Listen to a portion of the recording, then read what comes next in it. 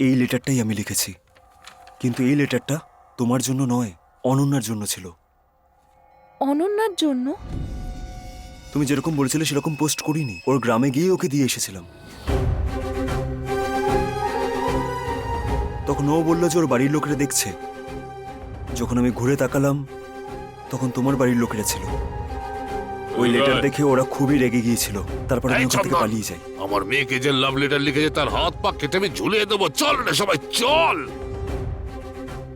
যখন তোমার বাবা বাড়িতে এসে চেঁচামেচি করতে লাগলো তখন আমি এই লেটারটা লিখেছি এটাই স্বীকার করেছিলাম। আমিও ভালোবাসি সেটা বলার পরই আমার বাবা সম্পর্কটা মেনে নেয়।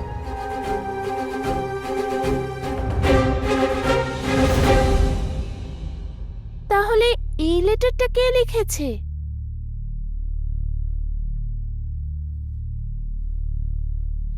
এই লেটারটা আবার কে লিখেছে রে?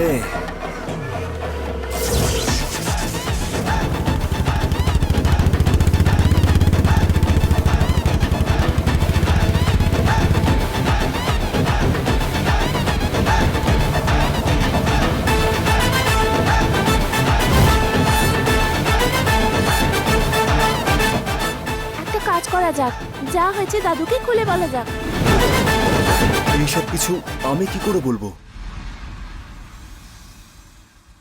আমি ভালোবাসি, আমার কথা মতো আমার বাবা ওর বাবাকে কথা দিয়ে ফেলে। আমি সত্যিই জানতাম না এত বছর ধরে যে বাবা আমার সাথে কথাই বলতো না, সেই লেটারের কারণেই আজকে আমার সাথে কথা বললো।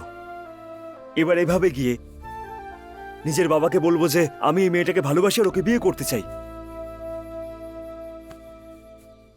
এরপর তো আমার বাবা আমার সাথে কোনোদিনও কথাই বলবে না। তাহলে ওই চিঠিটা কে লিখেছে? তোমাদের কথা শোনার পর আমার এটা মনে হচ্ছে আমি না কালু নামের একজনকে চিনি। চিঠিটা বোধহয় ওই লিখেছে, আমার সন্দেহ হচ্ছে। কালু রাম?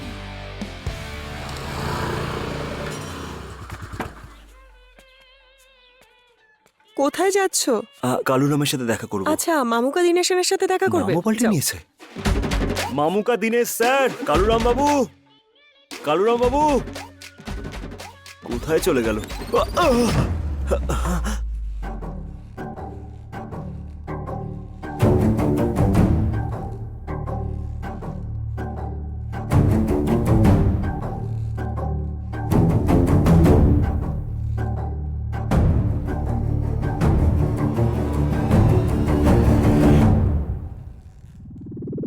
দেখো, তোমার এলাকাতে এসে তোমার হাত পা ভেঙে আমি গুড়িয়ে দিতে পারি, বুঝতে পেরেছো?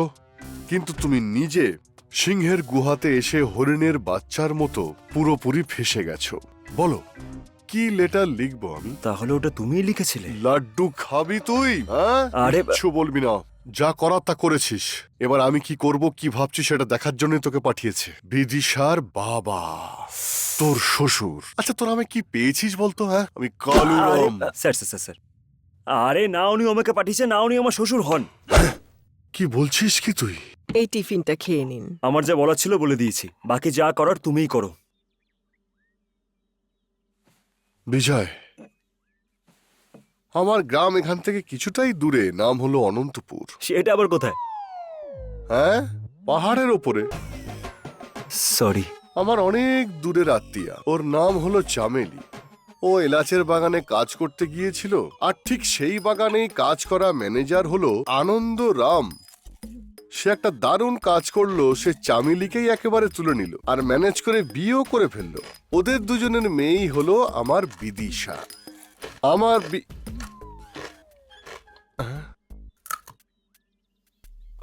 সরি, রেখে দিচ্ছি। দিনের পর দিন আস্তে আস্তে ও বড় হয়ে উঠছিল, আর তার সাথে আমার ইচ্ছেও বাড়তে শুরু করলো। আমাদের সম্পর্ক নষ্ট না হয়ে যায়, বিদিশা আমার হাত থেকে যাতে বেরিয়ে না যায়, সেই জন্য একটা সিদ্ধান্ত নিয়েছি। চামেলিরও একই সিদ্ধান্ত ছিল, কিন্তু সে আনন্দ কি করলো সেটা কি জানো? আগে গিয়ে ভালো করে পড়াশোনা করো, তারপর আমার মেয়েকে বিয়ে করার স্বপ্ন দেখবে, বুঝলে? যাও যাও এখান থেকে। আমাকে অপমান করে বের করে দিল, আর তার উত্তর দেওয়ার জন্য আমি একজন মাস্টারকে আমার হোম টিউটর রাখলাম। এই ওকে বলছে, ভুল বলছে। মার খেয়ে খেয়ে পাগলের মতো পড়া শুরু করলাম, আর শেখার পরে আমি নিজের হাত দিয়ে ওই চিঠিটা লিখেছিলাম। এর মধ্যে আবার তোমরা এসে পুরোটা একেবারে শেষ করে দিলে। আহা, এই, আমি এখানে গল্প শোনাচ্ছি না। আরে, আমি তোমার আর ওর বিয়ে ঠিক করা নিয়েই কথা বলছি।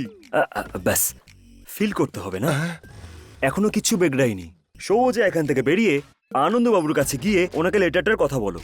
লেটার উনি রেখে দেবেন, লাড্ডু তুমি রেখে দেবে। লাড্ডু বস। তোমার কথাতে আমি আশার আলো দেখতে পাচ্ছি। আনন্দে নিজেকে ধরে রাখতে পারছি না। এই নাও, চলো এবার যাই।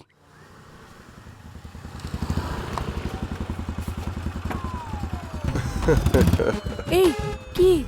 সব ওকে হয়ে গেছে, ডোন্ট ওয়ারি। ব্লাডি রাস্কেল, এখনো তোমার মধ্যে থেকে বদমাইশি যায়নি।